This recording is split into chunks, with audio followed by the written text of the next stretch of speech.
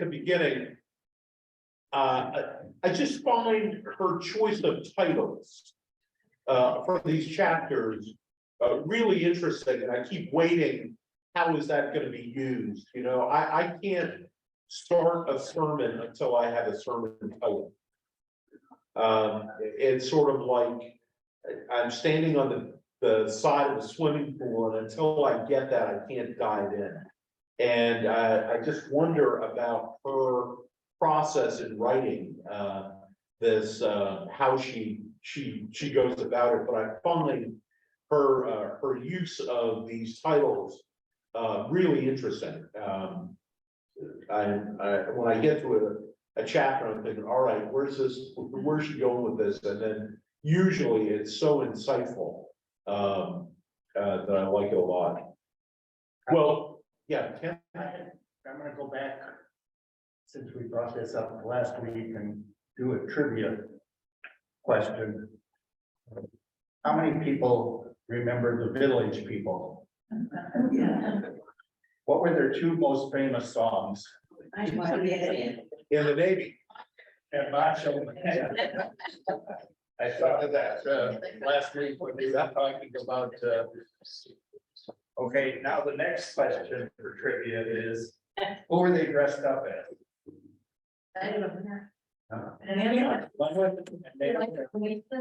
One was a policeman, Cop, a construction worker. a cop, a construction worker, a cowboy. You guys are good. And the other one was a biker. A biker. I had to go look that up. Anyway, you guys are very good at trivia. Are you gonna lead us in YMCA? Yeah, very good. I like you. Good shape. She starts in that first paragraph, but family values politics was never about protecting the well-being of families generally. Fundamentally, evangelical family values entail the reassertion of patriarchal authority. What do you think? I think we need to like underline that as you find and you start it and I like. It's still here. And pushback. Read it. Yeah, I think in this one, they're talking about the 70s. My husband was there with me, Right, I mean, I raised kids, but it was because I really loved it. right, And I wanted to be there. Once he was gone, I was out in work. right. Jen? I guess my question is, what family value policy was, and so my question was, is it today? I mean, do they still, I mean, would you ask someone that kind of more follow along these lines, if that were true today, what would they say? Yeah, so the question was, she says the family value was, and Janet was asking, is it still today? And I think as we go along in the chapters, I think we'll find that in fact, her contention would be it is. And family values kind of in quotes. I think what she's showing here is how things like family values, law and order, some of these kind of catchphrases mean something to a certain subset of the population, and is kind of a shorthand for something much larger than that. And I think we can debate whether or not that's true, because you know, you and I could talk about family values, and I might want to talk about WEC and you know, support of all kind of services to help low-income families. That for me would be very much family values. But this narrowly understood family as being, you know, again, when we're talking the umbrella of God down to the Father, you know, beyond there, I think that's what she's suggesting in this chapter was meant at that time. And I think as we move forward to this, these two chapters I thought were particularly helpful in talking about particular, not decades so much, but almost half decades. So we'll take a look at that. Anybody else? Did anyone see the article this morning about Belmont and Promise Keepers? No. Promise Keepers, Ben's group, Right. about family values and Ben being the head of the household. They were supposed to have a 2-day conference at Belmont at the end of September. And due to, the CEO, I think, being on, Steve Bannon's show and several other places and espousing some very hateful views about LGBTQ, Belmont has said no, thank you. Wow. And the Promise Keepers tried to come out and say, oh, they didn't talk to us, and it's, they've done all this stuff, and Belmont has pushed back. And that's what it said in the article, they pushed back and said, no, we've had numerous conversations with them, and this is not theological. This is about, hey. Yeah. In today's paper. Thanks. My hunch is, that some of you may have read ahead. I generally read the chapters the week of, so I've not read, but I found myself in reading these 2 chapters, wonder when Promise Keepers are gonna come up. Now, chronologically, it's a little bit later. I may have mentioned that there was a group in my church in Illinois that was big into the Promise Keepers, and so they felt it was their responsibility to take their pastor with them to a Promise Keepers rally in Indianapolis. And, we're a little surprised why, I wasn't all in the same way that they were. So I have a little passing knowledge of some of that we'll talk about when it gets to. I mean, it's an interesting thing. How is it that, some guys need that? And it's perfectly fine. And I was never, when I played sports, responded well to the coach that yelled at me and got in my face, right? That wasn't what motivated me to play stronger or all those kinds of things. And I know, John, you were not that kind of coach when you coached the Westminster basketball team to such heights over the years. Right. But, there are some guys for whom that's, how they, get motivated. But boy, when all of a sudden you say that's what it needs to be, or that's the only way, or that narrow interpretation, golly, that sends me in a very different direction. So we'll talk about it. Thank you so much. I had not seen that. If you can get me that article, I'd be grateful. All right. So my other question was not so far beyond that. At the bottom of that second paragraph, family values politics then involve the enforcement of women's sexual and social subordination in the domestic realm and the promotion of American militarism on the national stage. I thought that was a big claim. And I wondered if that could be, totally substantiated. And again, here we're talking about the 70s, and there are, I should say, there are some sensitive topics that come up in this chapter that we'll get through, but I thought it's kind of interesting. By the early 80s, Tim LaHaye, Beverly LaHaye, and Jerry Falwell had established themselves as architects of the religious right. Together, they ensured that the enforcement of patriarchal authority in all its facets would occupy the heart of evangelical politics for decades to come. So then we learn a fair bit about Tim LaHaye, but then we, also find Richard DeVos, and then we learn a little bit about Betsy DeVos and all those some are not aware of, Amway and all of that kind of stuff. That now they're up in Michigan, right? Janet, did you? Yeah, that's your old neck of the woods up there. 65 million copies of Left Behind. When I walked into my church in Dalton, Georgia, our church administrator had all of those books on her bookshelf. And later she left the church and joined the fundamentalist church in Dalton. So,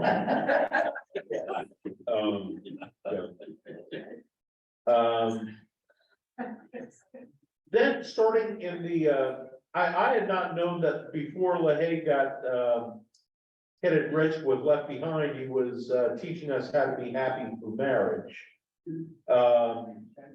Not only matters of finances, but physical joys.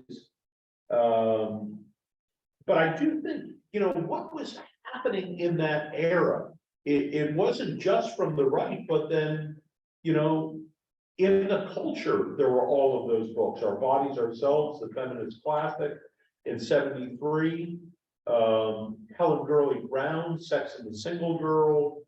I can't remember when The Joys of Sex came out, but I mean, a lot was going on during the sexual revolution in that period, right?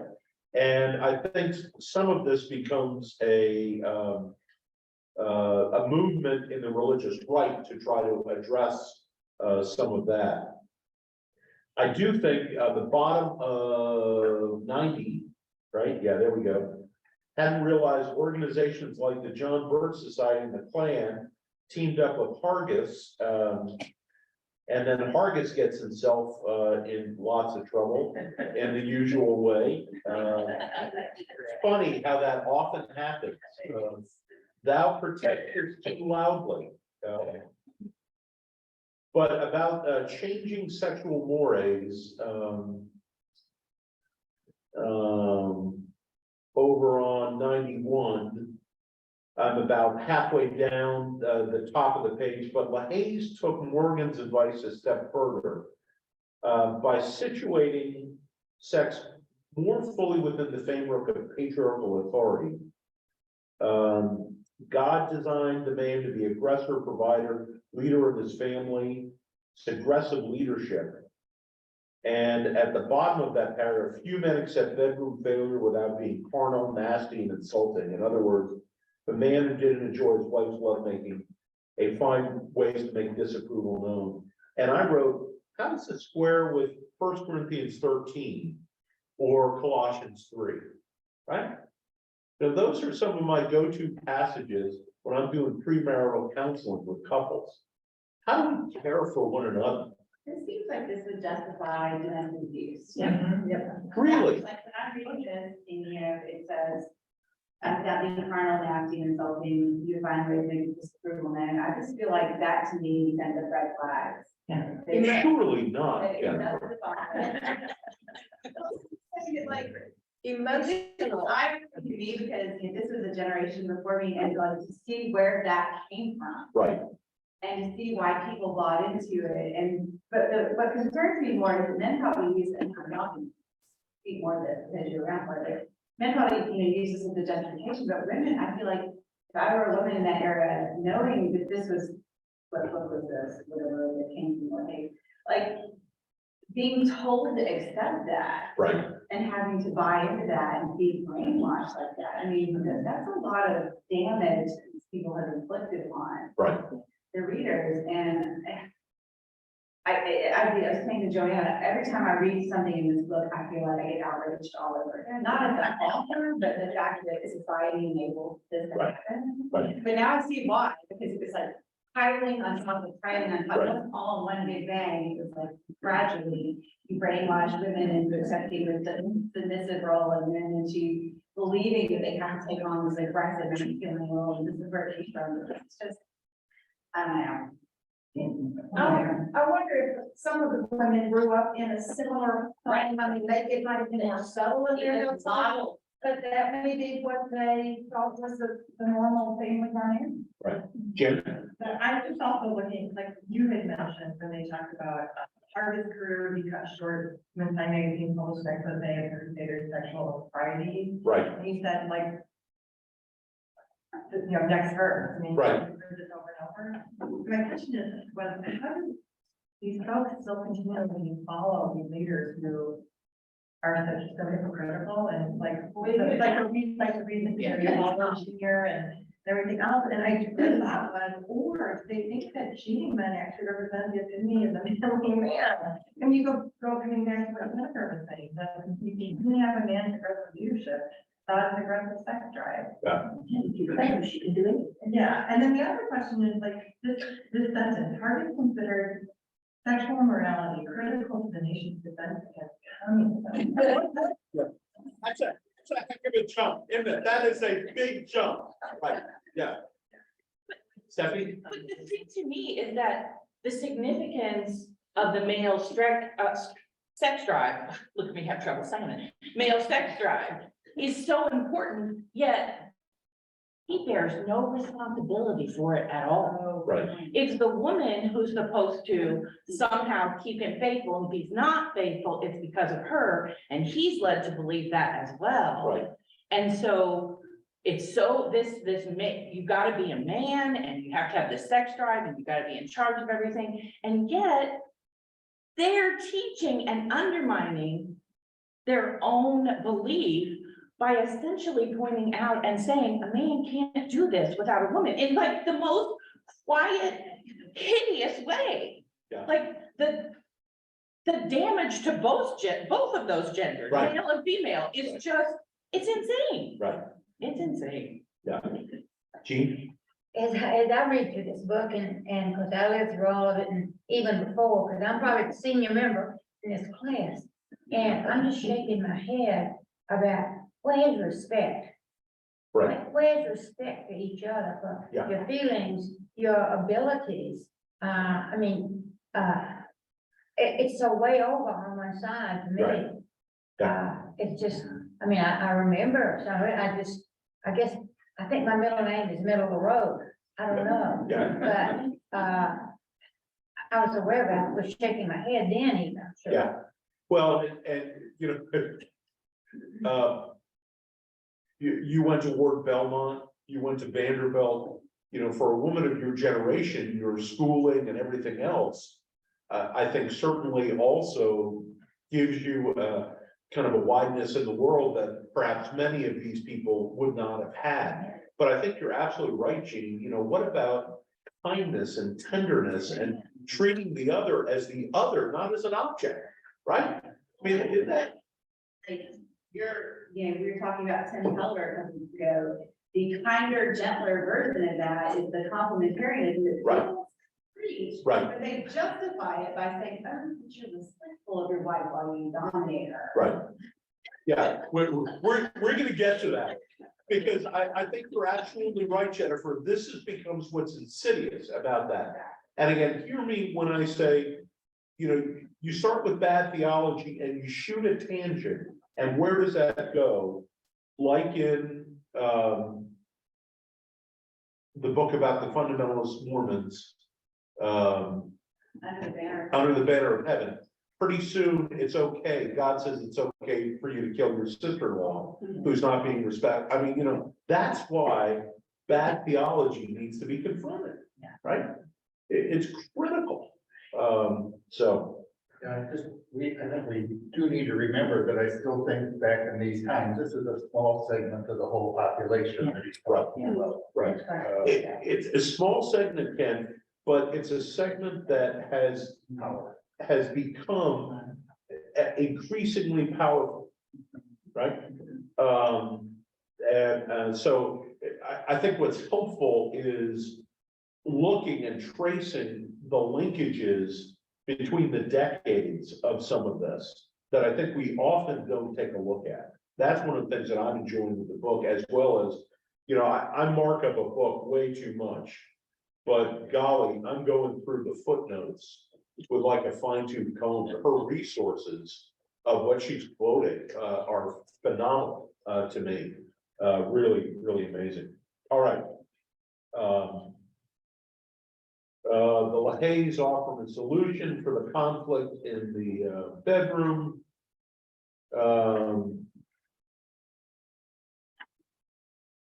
Where do I want to go next?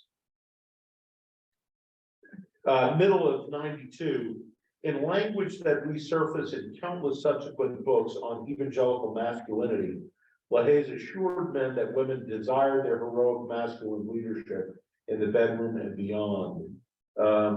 Then we got Bob Jones University, and then all of these alphabet soup groups, the Concerned Women for America, CWA.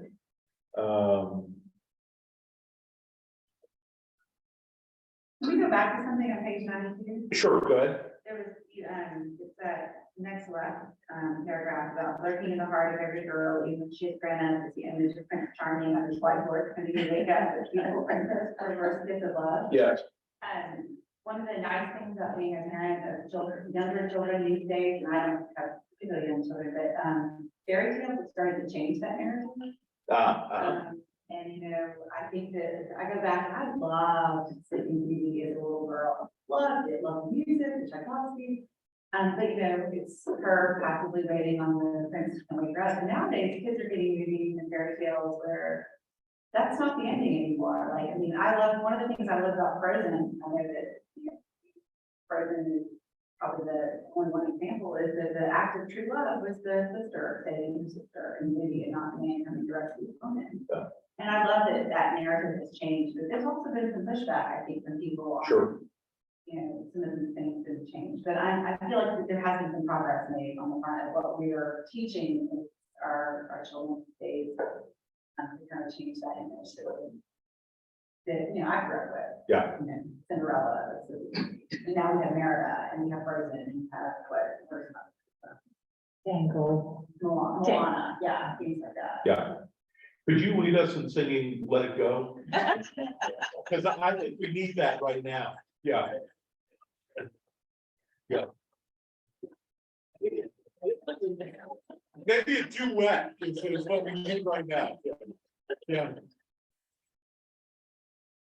Great. Bottom of 93.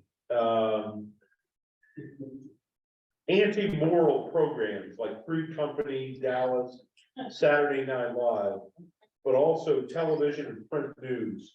Most pointedly, he blamed American news stations for their biased coverage on the Vietnam War, for constantly, quote, twisting news reports to make America appear the aggressor. And of course, back then, you know, all those great choices you had, right? 3 networks. And Walter Cronkite was kind of the voice. What did LBJ say after the Tet Offensive? You know, if we've lost Cronkite, we've lost Middle America. Do you remember that quote at all? Yeah. After the Tet Offensive, Cronkite is doing his coverage and he's really questioning at that point Vietnam, and LBJ says, we've lost Cronkite, we've lost Middle America. And so what comes out of that is this notion that what we really need is a 4th television network committed to a rendering conservative view of the news. So here we have the beginning of what we have now is the atomization of news opinions. Where do you get the news? Not biased one way or another. I think about when I was in German class, our teacher giving us a number of different German magazines, and he wasn't only concerned about our ability to translate the magazine, but our ability to determine what point of view the magazine authors were trying to present. Because at that time, before, you know, we got to this place in the United States so much, there were very much right, center, left in the major magazines in Europe. I would be interested in hearing, we've gone from 3 networks to cajillion networks you can turn in. Are we better off now than we were then? I think my own bias is that people turn into the network that they're most comfortable with and they stick with it. Right. And don't hear the others. Right. Whereas we used to have a few people who weren't quite as interested in selling their news to get a big audience, but doing a public service. And I thought it was more biased. I may have been wrong, but I agree with you. And I do listen to different networks because I'm just curious. And it just, I'm amazed, and that each network is guilty of this. yeah. But they leave out important things that are factual, that are not opinions. These things happened. And I mean, mean, I can give examples. This network left out this one, the other one, yeah, the bias is unbelievable with all of them. And, you know, this is where I wish Dan Miller were still, among us. For those of us who remember Dan and Pat Sajak speaking here at Dan's funeral, the news about Pat this week, finally retiring, I need to talk to Karen Miller. But the unbelievable salaries that are paid to these folks, I mean, in many respects, they're not news readers in the day, but are really, you know, personalities that drive dollars to their networks. But yeah, I mean, I couldn't agree with you more, Ken, that we have lost something really substantial. Well, was the difference, were the salaries that substantial in the past, or is that something? I think it's really new when, you know, when I found out, you know, how many millions of dollars some of these people are making. That seems to me to be A newer thing. a newer thing. And now, you know, to go back to $68 or whatever they were, Yeah, they may be adjustable, but I just but think, maybe not, but probably not. but probably not. Yeah. I did think this middle paragraph on 94 was interesting, and it occurred to me that not all of us would know some of these terms. So like many other leaders of the religious right, LaHaye was inspired by Christian Reconstructionism, citing Rushduni and those influenced by him. He argued that America was founded as a Christian nation and advocated for biblical authority in the realm of family, church, and government. Yet LaHaye's embrace of Christian Reconstructionism is in some ways curious. Like most fundamentalists, LaHaye was premillennialist. Premillennialists tended to see America, like any other nation, as doomed to destruction. Reconstructionists, on the other hand, were postmillennialists who believed Christians needed to establish the kingdom of God on earth by bringing all things under the authority or dominion of Christ before Christ's return. LaHaye's embrace of Reconstructionism demonstrates how theological contradictions could be smoothed over in practice. And adopted Reconstructionist teachings, piecemeal, premillennialists patched over long-standing division within conservative Protestantism. Such quibbles apparently paled in comparison to what held in common a desire to reclaim the culture for Christ by reasserting patriarchal authority and waging battles against encroaching secular humanism in all its guises. We don't come out of a tradition where we spend a lot of time talking about premillennialism, postmillennialism, amillennial. But golly, in fundamentalist work, that is really there. Is the climactic battle going to come, or do we have to bring the kingdom before it comes? How does that all get worked out? Which again, just incites fear in people. Exactly. And so if they really believe this, you know, especially with the Reconstructionists, if they really believe this, they really have to get everybody around them Right. on the right track. Right. In order for Christ to come, you know, and so there's so much writing on it in such a deep way. Right. Interesting, you know, the Mormon faith, one of the fears is all the different levels of heaven afterwards. And, you know, if your family member isn't with you in this Mormon way, they're not going to be with you to eternity. And that's one of the major kind of drivers within that tradition, and why it makes it hard sometimes for people to step out of it, because it means really breaking fundamentally family relationships in a profound way. Yeah. All right, then we get Reverend Jerry Falwell. And my hunch is that all of us remember Jerry. He echoed and amplified themes articulated by Schlafly, Dobson, and LaHaye. These leaders had connected Christian manhood to a strong national defense and championed a return to macho masculinity. But it was Falwell who most clearly represented the shift toward more brazen militancy and militarism. Was he the one that got after the purple skeleton I think you're right, yeah. Because, obviously, Carolyn, that was a major issue, wasn't it? The public holiday, yeah.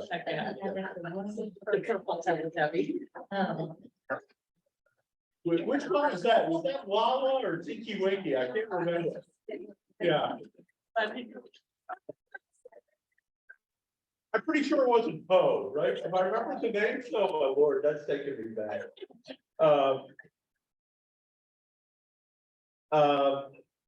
Anti-communist, I'm over on 96, pro-segregationist, infused throughout with a militant masculinity. 1979 is when moral majority, but they mentioned 3 campaign veterans for Goldwater. Howard Phillips, don't know him much, but this Paul Wyrick and Richard Vigorier are major players in the Republican movement, the conservative Republican movement through the next couple of centuries. His Clean Up America campaign, I Love America rallies, Falwell loved patriotic pageantry.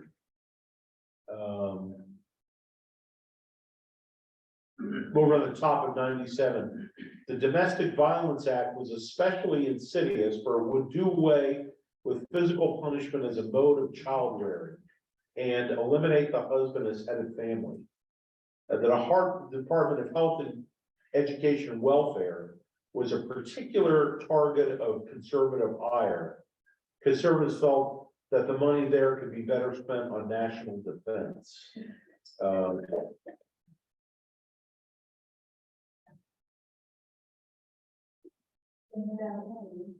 Yeah, that goes to Jennifer's point, big time. Yeah, You know what, and I'm probably gonna have to go to my therapist a little more often, because things are coming up, because I was still pretty young at this point in the picture. But I can remember, I grew up, my dad was a pastor, of course, my mom, and then 3 daughters. And I can remember on a few occasions when things were not going right for my dad in this house of women. And I remember him saying, "This is terrible. I don't even have an 800 number to call." And like, so when I was reading about that, like all of a sudden I'm remembering this, and even just saying that, I have like little tingles that run through me, and I'm like, oh my gosh, it was in my house. Right. I didn't even know this was in my house, except for Shapley's bag. I had a bag that said a woman's place is in the house. right, yeah.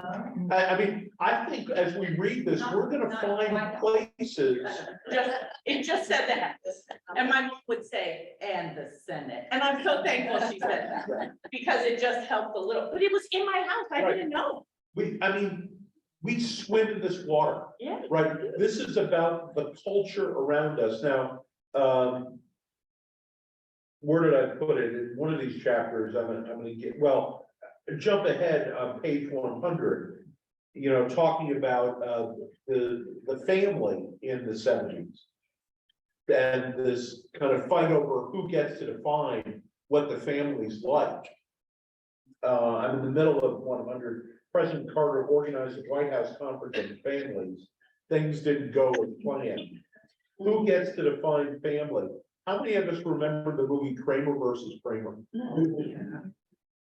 Right? So you start talking about what's happening in the culture that's being put up there. And I remember, if that came out in the late 70s, I was a late teen and watching that movie and being kind of disturbed by it.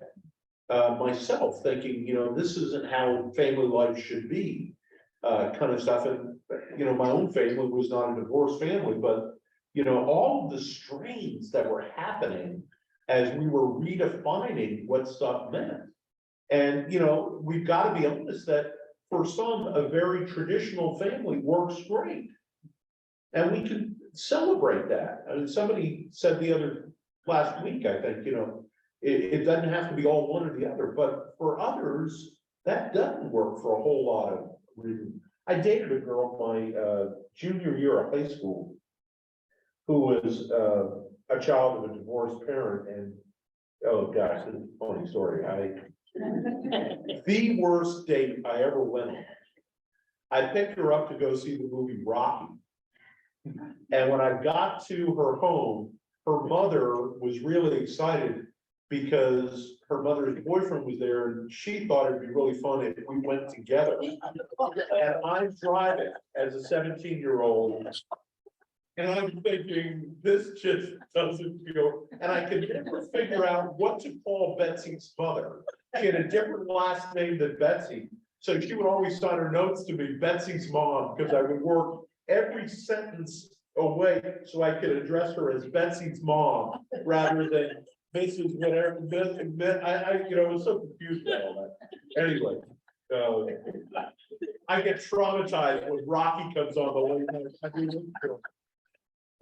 But, craziness, right? Well, let's keep going. I may have missed something, but let's keep going. So poor Carter comes in, and frankly, some of us might well remember the malaise, double-digit inflation. Gas lines.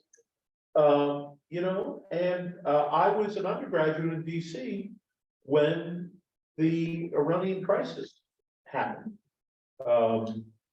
I probably told you 10% of my freshman floor were Iranian.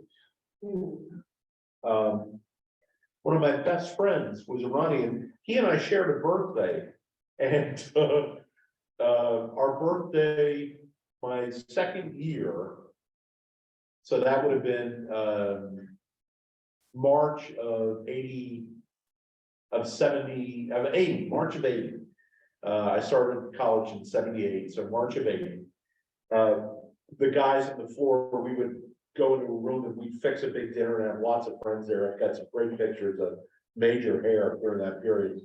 And Sajjad was given, made up by a couple of guys on the floor, an Iranian hostage game, where they got a box and kind of drew an embassy on it, and they got 54 little green soldiers and tied scarves around their heads, and kind of made a joke about it for Saj. But this was lived experience for me in this period. And I can remember with such clarity how the tenor of town in Washington, DC changed overnight when Reagan came in. All of a sudden, conspicuous consumption was on the rise. I went to a pre-inauguration event on the mall in January of 81, would it have been? The election was 80, so we would have taken 81. And they had ringed the reflecting pool with searchlights, big searchlights shooting straight up in the air. And it was hosted at the Lincoln Memorial. And we walked down there and I kept saying to myself, I've seen this before with these lights. Nuremberg, this reminds me of Nuremberg. And my friends were, oh, shut up, this is good. But it was like, it was eerie for me, all of that kind of imagery that was going on at that point. I was a Republican. My dad was the only Republican elected official in my hometown. So this was interesting, but over on the back of 102, how are we doing on time? We're doing okay. He wore cardigans and he smiled too much. Even national media proclaimed cardiac are women, and the label stuck for American evangelicals, right? Who had placed. That might come back later, but it clearly was for Carter. Yeah. Who had placed patriarchal power at the heart of their cultural and political identity. Carter's win factor was particularly infuriating, and their sense of betrayal acute. After all, Carter was supposed to be one of the team. He was born again evangelical, a Southerner, a Sunday school teacher, and they had helped elect him in order to restore the nation's firm moral footing in the aftermath of Watergate. He had even served as a naval submariner. Yet it was clear that he was not one of them on the issues that mattered most. For the strong masculine leadership the country so urgently required, they would need to look elsewhere. One small but important thing during Carter's administration, with regard to foreign policy, that became very much a talking point amongst conservatives. Carter's administration outlawed assassination of foreign leaders as a tool of foreign policy. And people I knew in Washington, D.C. thought that was an abomination.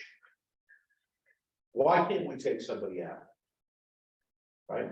Carter made the decision that we would not go in militarily to Iran to extract, because he believed they all would have died. So somehow we needed to come up with a negotiated solution to that, right? All of those hostages got home safely.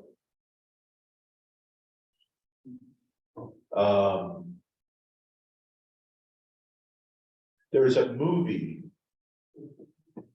about that, about the 5 who went to the Argo. Yes. Have any of you seen that? Yeah. There is no movie that I have seen that has taken me so much back to a time and place as that movie. Because every night you were watching Nightline. Nearly every night there were bomb threats to our dorm because of the Iranians. I mean, it was crazy there in DC during that time. Yeah. And I probably told you this story. When I was flying home from Amman, Jordan on 9/11 and got stuck in Ireland for a week. And we were told to deplane and get off, and without any explanation, and I got out to the terminal and saw on the televisions the planes going into the buildings. The first person I thought of was my friend Sajad, thinking, now I know how he felt. Watching neighborhoods he had been in, buildings he had known, back in the day when Tehran was up in flames, right? What did his parents do? His dad owned some movie theaters in Tehran.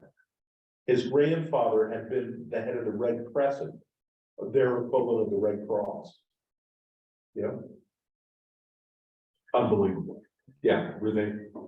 The paragraph on page 98 really struck me about Caldwell and how he made a flip from saying politics and religion should not be Right. together. Yeah. How did that happen? I mean, that's, what was that all about?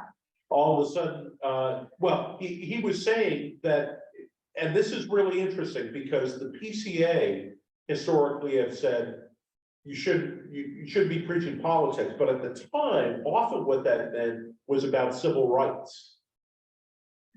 That pastors were involved, out ahead on civil rights, and no, we shouldn't get involved politically. But all of a sudden it changes to, other things, and now it's okay to get involved. I did think, on page, what am I at, 99, that second paragraph, that first full paragraph, he employed explicitly militaristic language, and this is 81.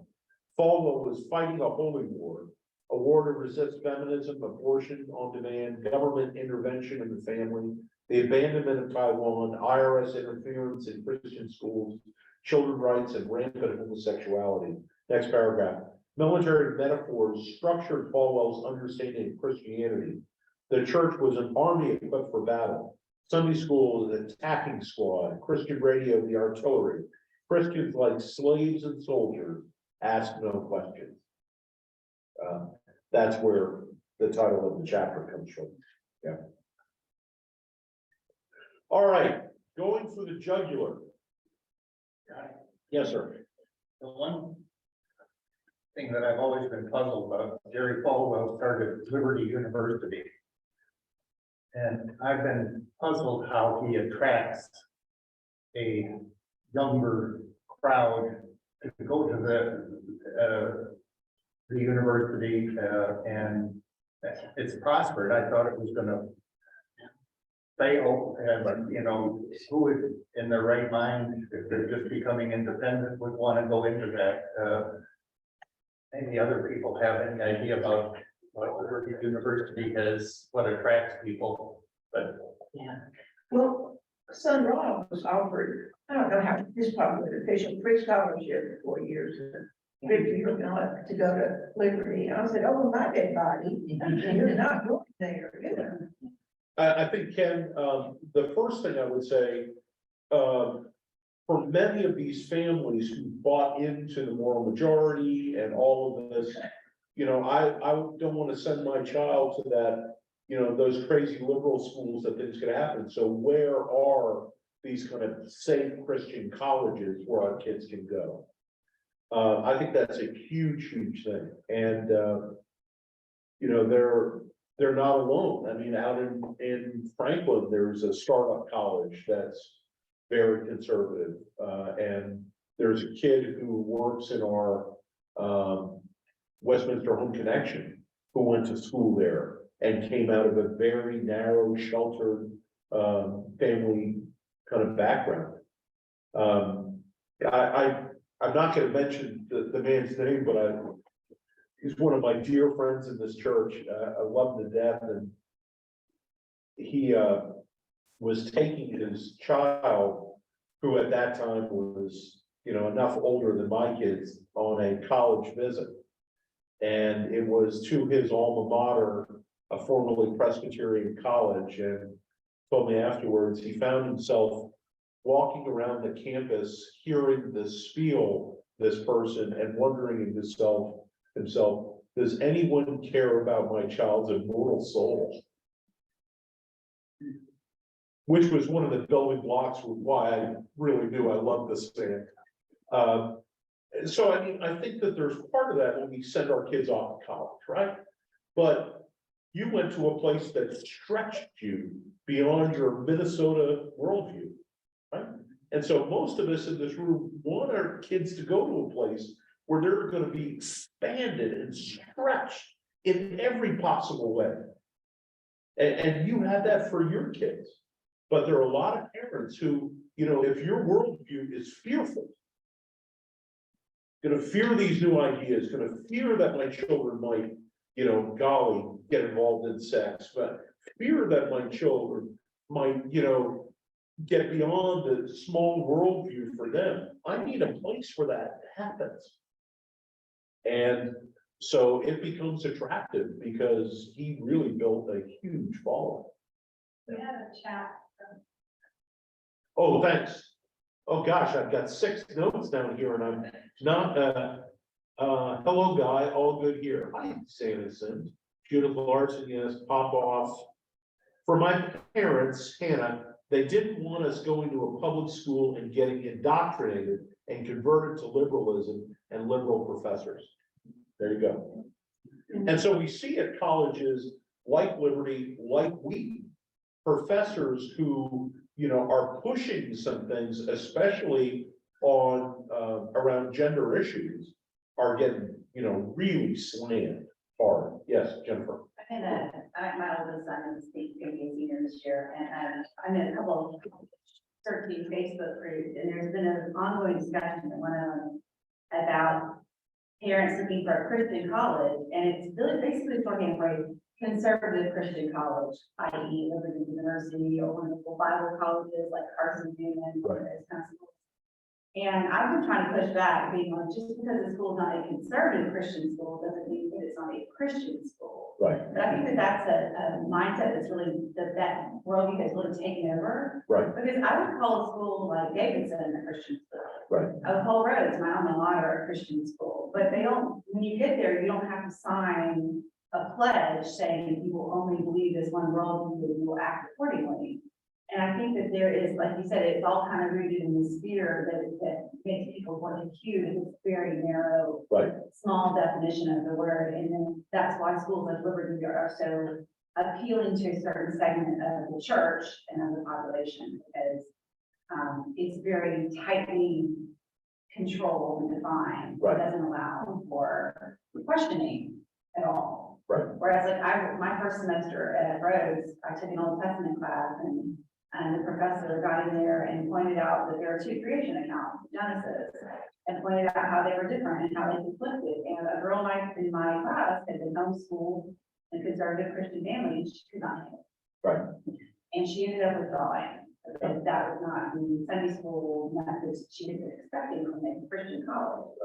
And I think that, this is something that, I think it sort of parallels the way that we, as a Presbyterian church, like Westminster and our brethren, you know, that we cherish our right to question and to stretch our faith, but in some places that is not accepted. Right. And that's true in the church and in colleges as well. Right. I used to tease my college girlfriend who was a Roman Catholic that, you know, her church says, trust and obey, no other way. And mine says, out of Isaiah, come, let us reason together. I think it is important about that. And, you know, honestly, you all who have lived in Nashville for many years, Belmont is vastly different today than it once was. Lipscomb is vastly different than what it once was. I think both are trying to be Christian colleges, but not narrowly defined the way they once were. Yeah, Gene. I've had quite a few emails and some, things that have been written to, one that Lamar Alexander wrote about Vanderbilt and how Vanderbilt is really trying hard to expose students to both sides of questions. And what they're presenting, that it's not one way or the other. So I do think they're attempting to Right. let kids think and make up their own minds. Right. Yeah, I think one of the great gifts in college, you know, I really encourage all of our young people to engage academically and spiritually in the growth, because at some point, this faith that they've carried, that to a certain extent has been their parents' faith, has to become their own. And we say that that happens during the confirmation process, and it does, but you're still living in your family home. Now you're out, you have moral responsibilities on your own, you have choices you didn't at home. How does all of that factor together? It's a time, I think, of remarkable opportunity, and I think it's deeply wasted, a college education, if kids don't wrestle with those big issues and get some direction on that. Even if they're math majors or bio engineering, what did you do? What's your degree? Yeah, I mean, stuff that I can't even pronounce, you know. You know, but I just think that it's a wonderful opportunity to really begin to wrestle with some of these things. And I love, you know, to your point, the college kids that I've had phone calls from, we didn't have that, and, you know, my teacher's not a Christian, and, you know, it's like, well, you know, let's work on this. Yeah. FYI, I went to a women's college near Lynchburg called Sweetbriar College. Did you? Yes, I did. And Jerry Falwell referred to us as the harlots on the hill. So beware. Sweet Rock girls. Girls that go in the Lynchburg dressed up. They were, yes, that's the most amazing thing. They were white gloves for generations. Were you? There's some, I dates. Okay. Very John's sort of like the Atlanta Journal-Constitution. He covers Dixie like the dew. Yeah. Well, I'll tell you, dates that I started in 53. And Sunday night, you had to go to church. Right. And we sit up the balcony and play gin rummy. So now they've taken that. They had, when I was doing my D-Min, I found a really interesting book called,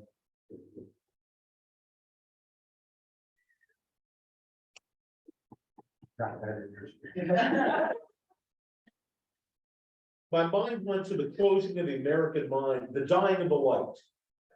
And this fellow kind of had an axe to grind.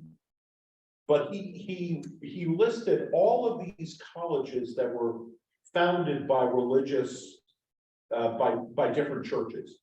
And he took two examples and did a deep dive of their beginning and their trajectory into the modern age. And his argument was that all of these church schools have, walked away from their original vision charter. Correct.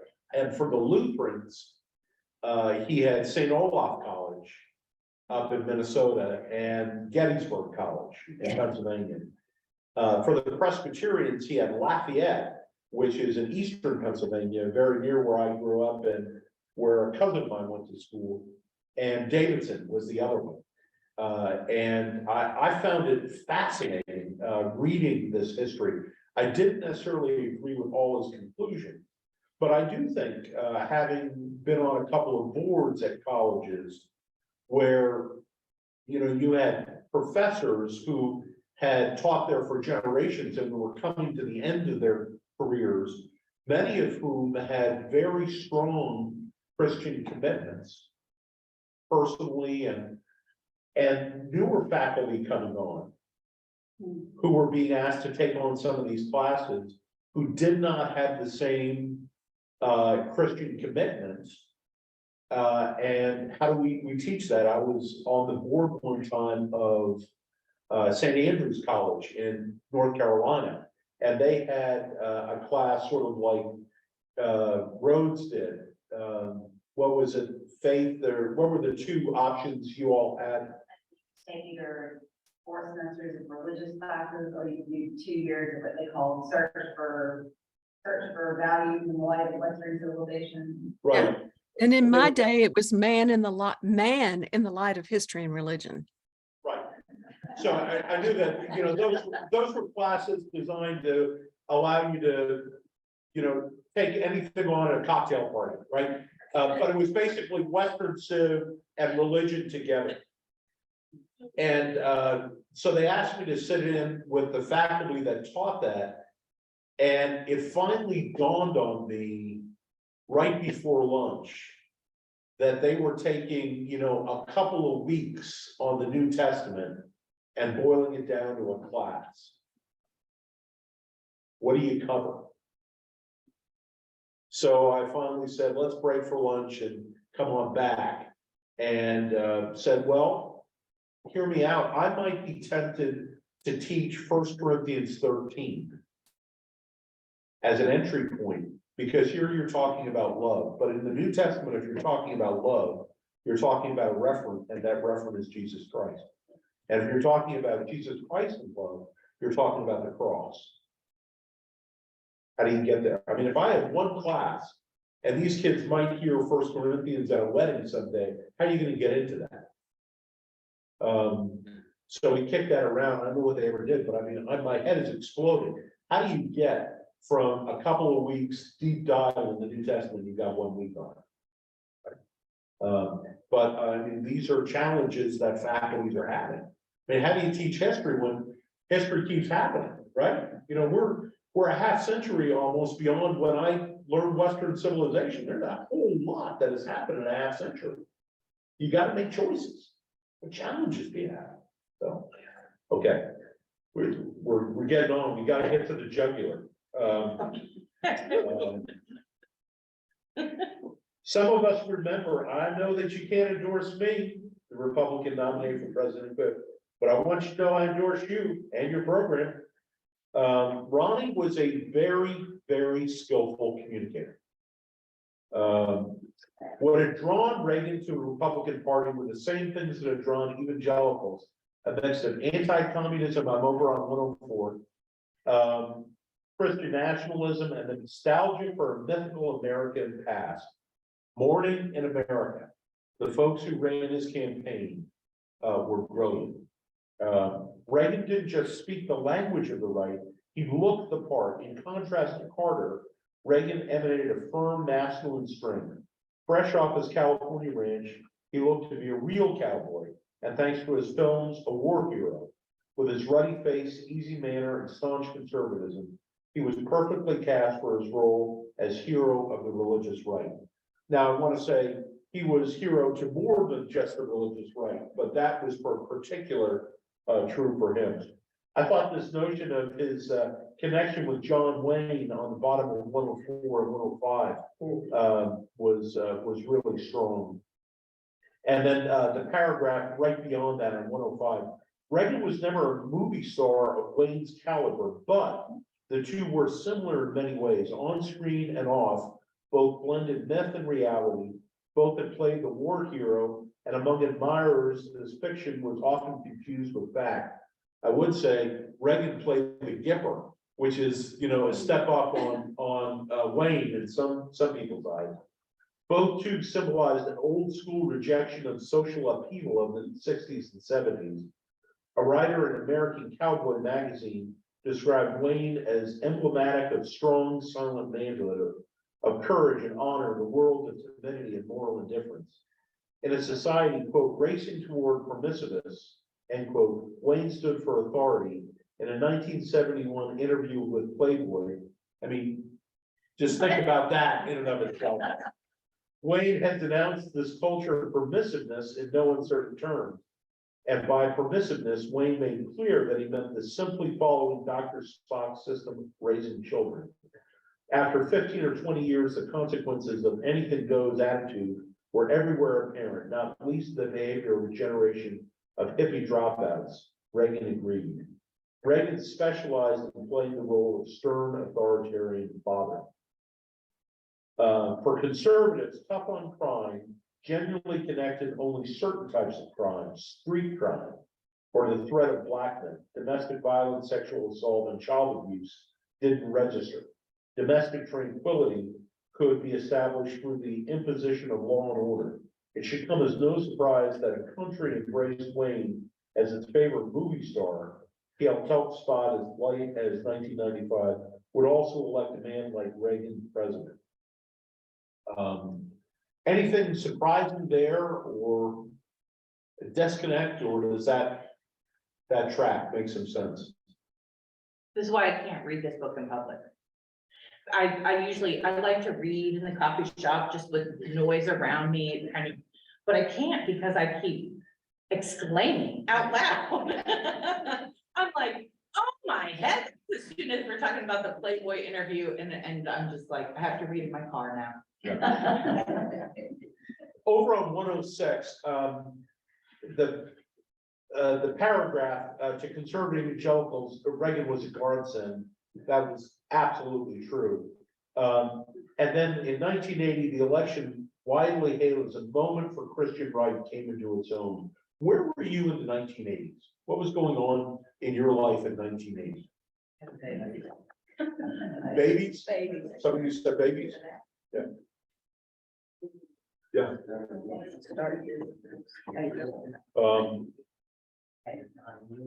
67% of white evangelical voters chose Reagan over Carter.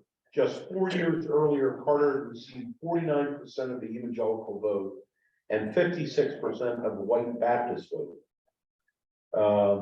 Carter's widespread unpopularity, declining. I thought this was an important thing. Although white evangelicals support Reagan's at higher rates than white non-evangelicals, they probably weren't the deciding factor in the election.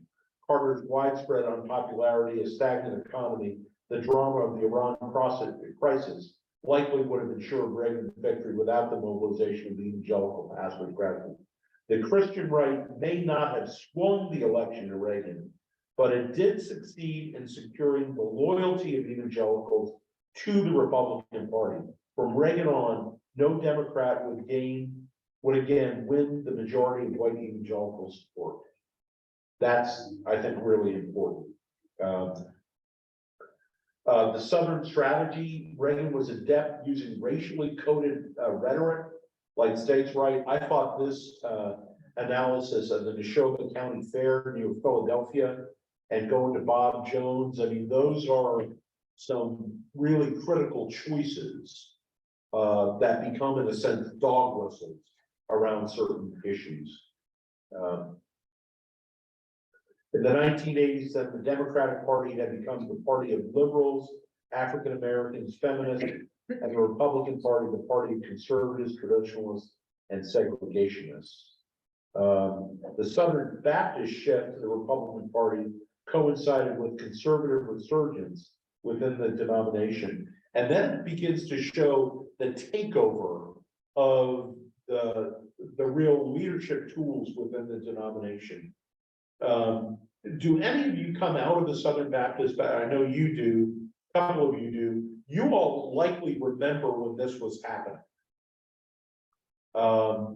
Princeton Seminary got a number of really fine professors out of some Southern Baptist schools when this was happening.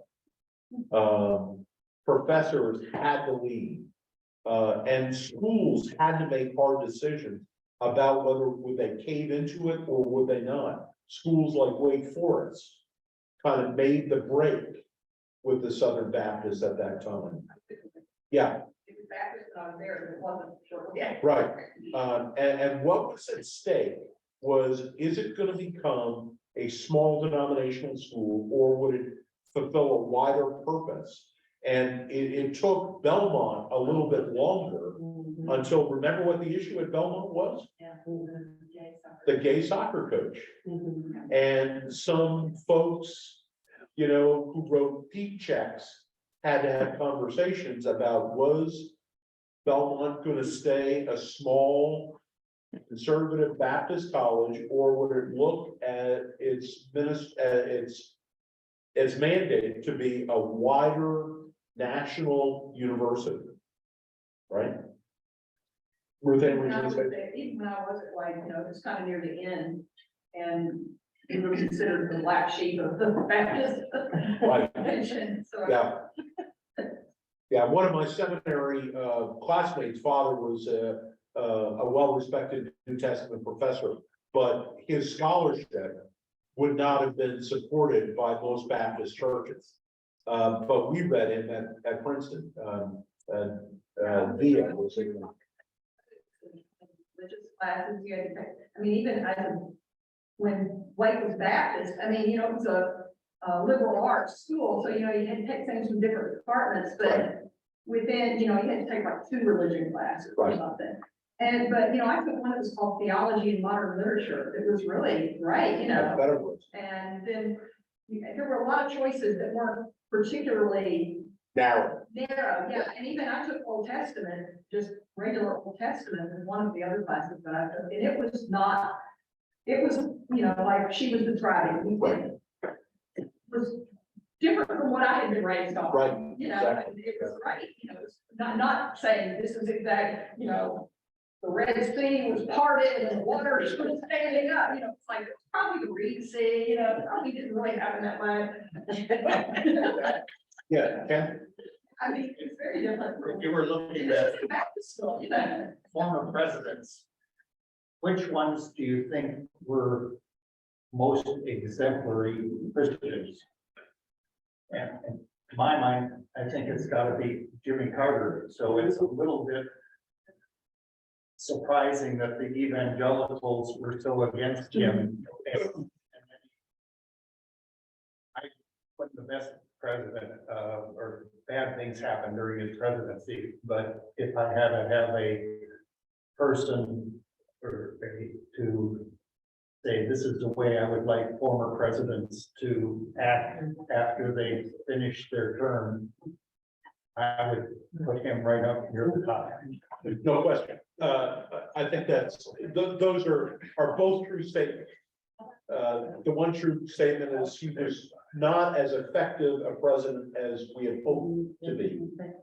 And it does raise the issue about how well does it work for a governor, you know, who doesn't have a lot of, but then Reagan was a governor, you know, so I don't know if we can make that argument completely, but I do think he was an exemplary man. Yeah. And I certainly appreciate what I've seen in the integrity of his life.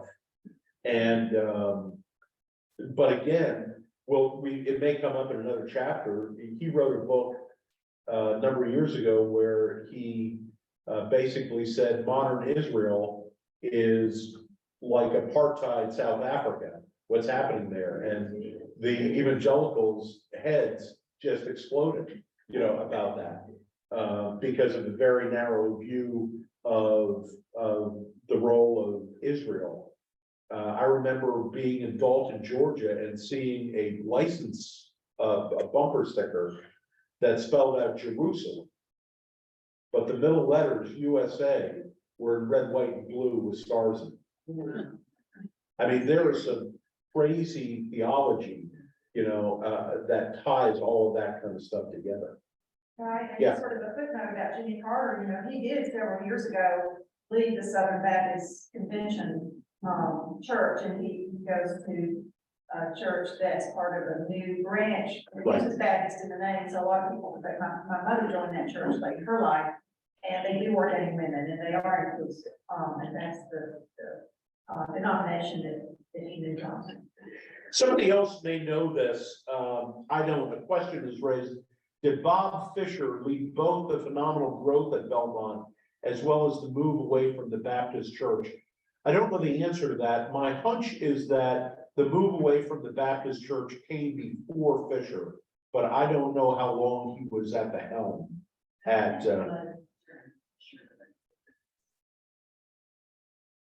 My kids were probably fifth grade or so. Because I can remember when that happened with the split. I was driving home from school and they saw the picketers and they were like, this is all over something gonna be gay. What's, what are they thinking? What year was that? Well, Connor's 24, so I think he was about 10 maybe. And so from 14 years. yeah, well, it certainly happened since I've been here. And it's 17 years, so, yeah. Don't you think it was more the board of trust making that decision and then Fisher feeling comfortable? Yeah, I think it was, and there were, is it the Curb Center that's over there? Yeah. I know Curb played a major role in, helping that decision get made.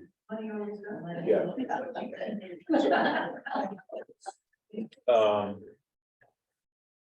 All right,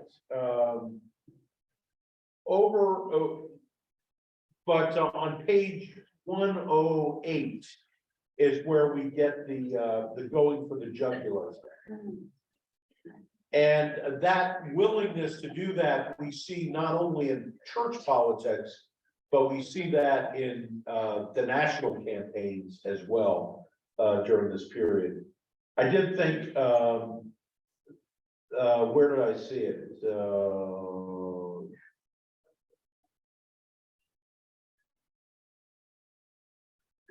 Toward the bottom of 108,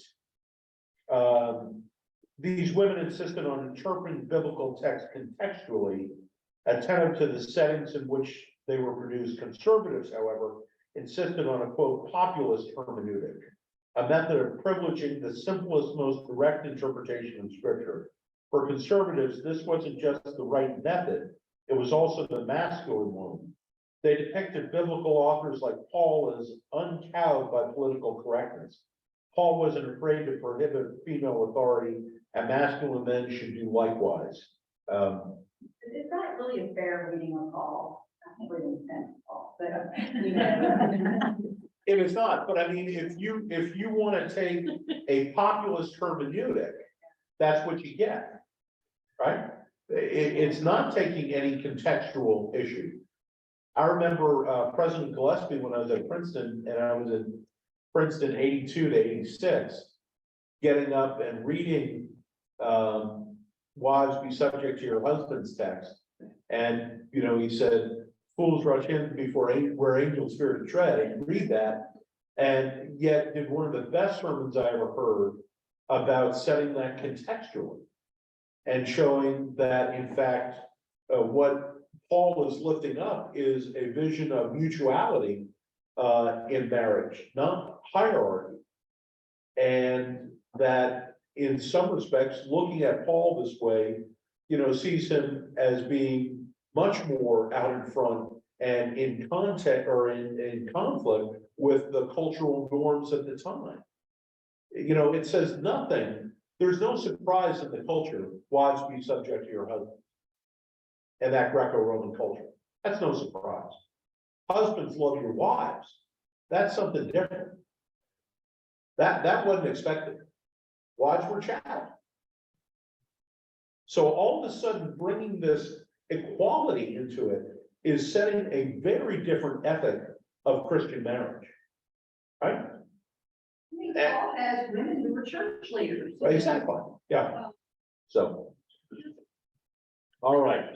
Inerrancy gave way to a newly politicized commitment to female submission and to relatively culture wars issues. I thought all of this, from my perspective, was really interesting. The issue of biblical inerrancy, when it comes down to nuances of language and terminology knowledge. But if you believe abortion should be legal, that's all we need to know. The same went for homosexual marriage. Inerrancy mattered because of its connection to cultural and political issues. So, you know, when people ask me what's the difference between PCA and PCUSA, I'll say there are three kind of main issues. And what I hear first is biblical inerrancy. But what that really means is about women's ordination. Biblical inerrancy. Biblical inerrancy. The second is there should be no preaching of politics in the pulpit. But really what that is about race.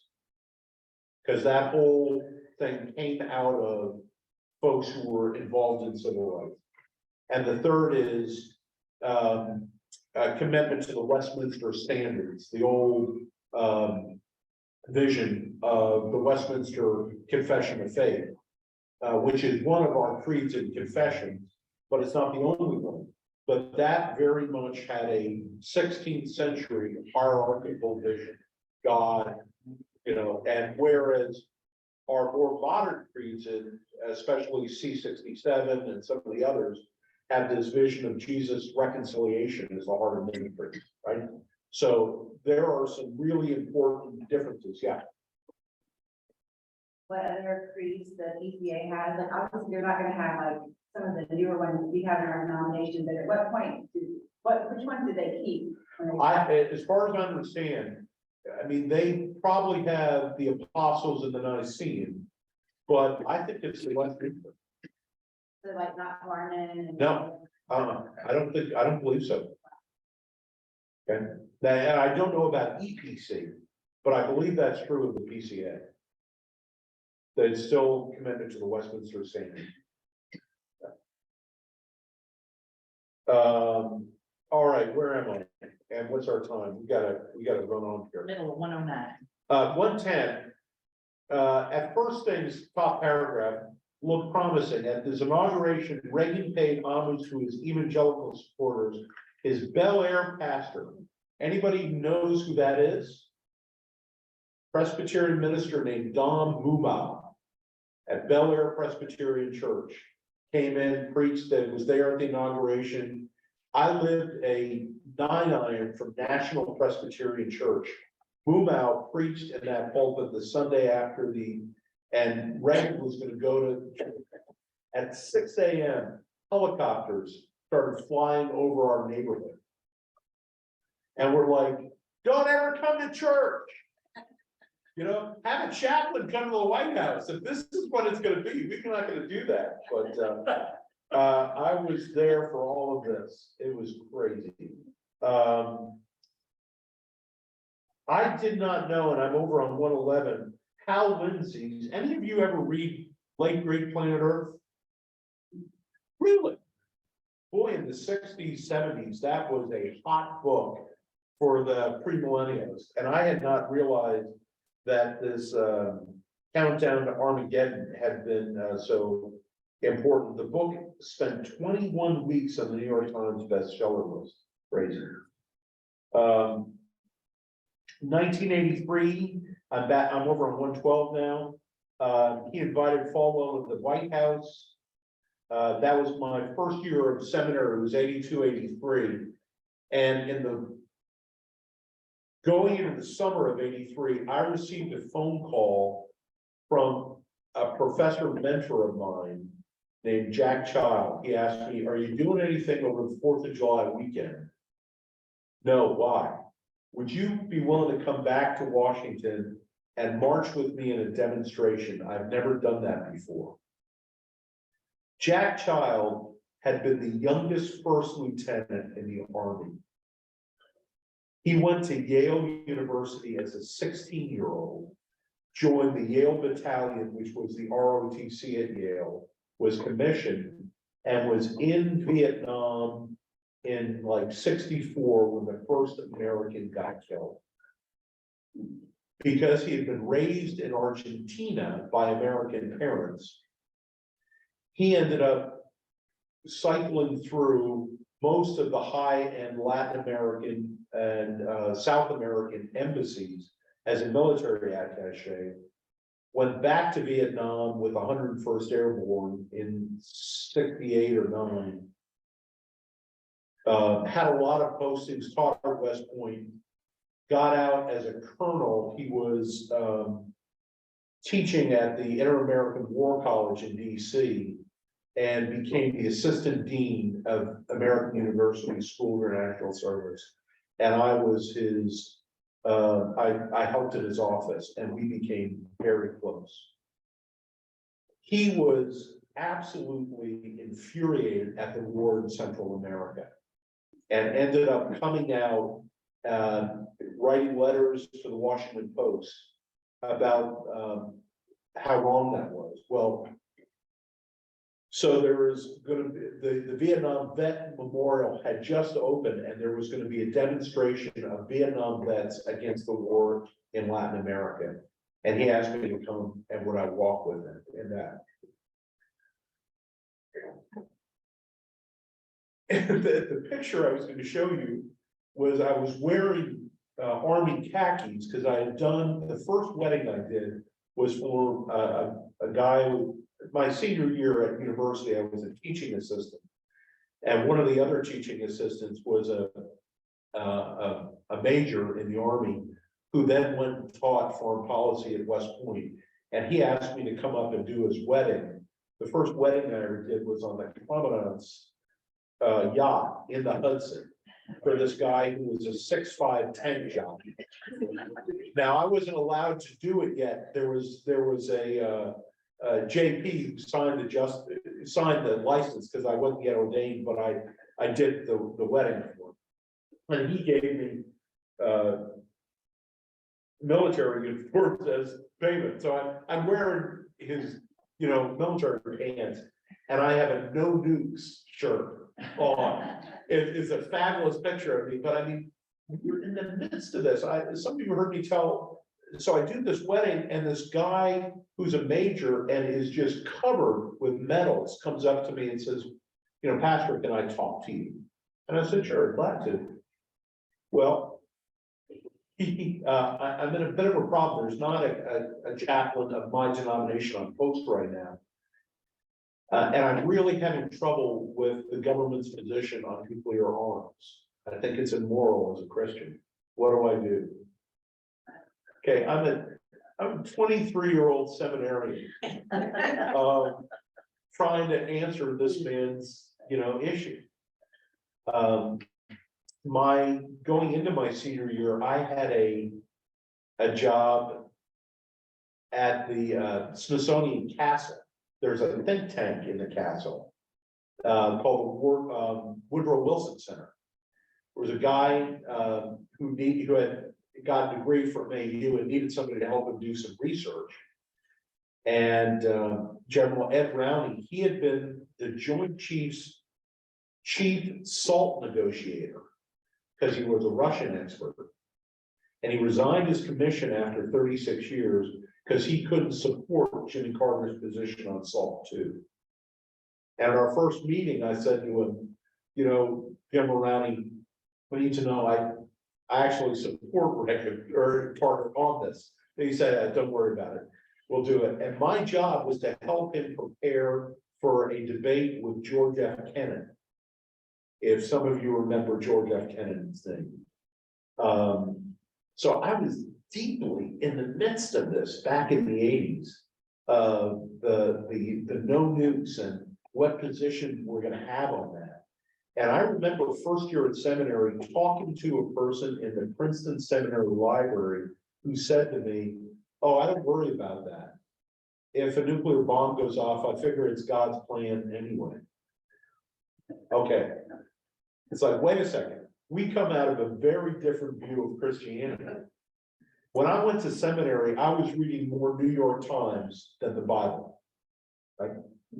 And God put alongside me, this great young man, Greg Perry, who came out of a church called the Berean Bible Fellowship out of Louisiana, and across its masthead, it said biblical fundamental dispensational. He'd never been to an R-rated movie. You took him, to a movie and he was like watching the movie like this. He was the first person I ever met who had come out of this narrow fundamentalist background. He had come to Princeton as a student from LSU to learn Greek so he could get back to the original manuscripts of scripture, the inerrant word. Right? So he was all about reading the Bible. I was all about reading the newspaper. Fast forward a couple of years, and I'm now in my first church in a suburban Atlanta teaching yuppies the Bible, and he is the missions pastor of Perimeter PCA Church in Atlanta, trying to take the words into the streets. And we look at each other and say how grateful we were to rub across each other in that year where I had to be challenged to take the scriptures more seriously, and he needed to hear, you got to take the scriptures out into the streets. And it's so funny for me that most of my ministry has been about teaching the Bible and theology to folks. When I started, and very much as a liberation theology. I mean, we got into some of that in this chapter. That's something that a lot of people had to explode. Johnny Boone in this congregation, some of you knew Johnny well. I mean, he thought all of that liberation stuff was a communist plot, and a lot of narrative around that was infused by some of these right-wing organizations, right? So anyway, that's enough for today, but anything anybody want, I talked too much at the end like usual, but this is really touching into some stuff for me of where I was deeply shaped in the culture and the church at that time. And there's one thing I noticed is the use of name calling periodically. Right. When you go through here, freeze nicks, ultra lives, unilateral disarmament, Right. rather than saying people who Have a different opinion, exactly. how much we have that currently today. Very much so. To use a name calling, to have somebody on the other side of whatever your belief is. Right. We should get away from that. But Yeah. And of course, this ends with the picture of Ollie North. And talking about name calling, Reagan was the Teflon president, right? Nothing stuck to him. Two housekeeping things, and then I'll ask you a question, Janet. Mary Handy brought me something that came to her house. It might have come to yours. What's happening to America? You threw it away? Absolute fear-based stuff, but it's very attractively made. Truth Triumphant, Eustis, Florida. And if anyone wants to see that, it's up here. But this fear-based motivation, that's such a part of it. And one change to the schedule, if you've got your bookmarks. Yeah. I'm gonna be away, and turns out Amy and I are going to a conference on August 24th. So our last day is gonna be the 17th. And what I'd suggest is on 8:3, we read chapters 13 and 14. And then on 8:10, we do chapter 15. And 8:17, we do the final chapter and conclusion. And then we have a year-end brunch together. You say that again? Sure, so 8.3, we'll do chapters 13 and 14. 8.10, we'll do chapter 15. And 8.17, we'll do the final chapter and conclusion, and maybe do a luncheon as well. Last day, 8.17 will be the last class. I'm not, you all will be welcome to come on 8.24, but I won't be here. Claire Berry is gonna be teaching for us the middle of July, when I'm away for 1 week. I've got 2 conflicts in July, so. Janet, you were gonna say something? No, I guess when I'm reading this book, I'm always trying to figure out like ultimately how we bridge and like just the massive term white evangelical. And I guess just like any church or any denomination, there's a whole spectrum of how people adhere to or how they view their faith. And I guess I wonder, like, when we talk about white evangelical or the white evangelical, what percent of that group identifies culturally as a white evangelical, and what percent identifies theologically? You know, that it came up there about like theological versus the culture of Right. Southern Baptist. Because I feel like if someone identifies culturally, that there's a lot of room to have conversation. But if somebody truly believes like that post-millennial or whatever, that if, you know, women come into power and we have LGBTQ as the norm, and that they in their heart, they think like this is gonna result in social chaos and Right. we're going to hell in a handbasket. That I don't know what to do about that. Right, yeah, well, I mean, it started with the inerrant position and a simple hermeneutic. Right, I mean, from that, it gets, one of the things I like to say, a text without context is a pretext. You rest it out, and, you know, you can use it in any way you want to use it. So, you know, when I preach, I generally try to have a paragraph or two of context before I read the text. It seems to me that that's kind of, and how do we see the whole of scripture? And what role is that? And who is God? What's our view of God? You know, is God up there playing whack-a-mole with us? Or, you know, is there different? And how do we know that?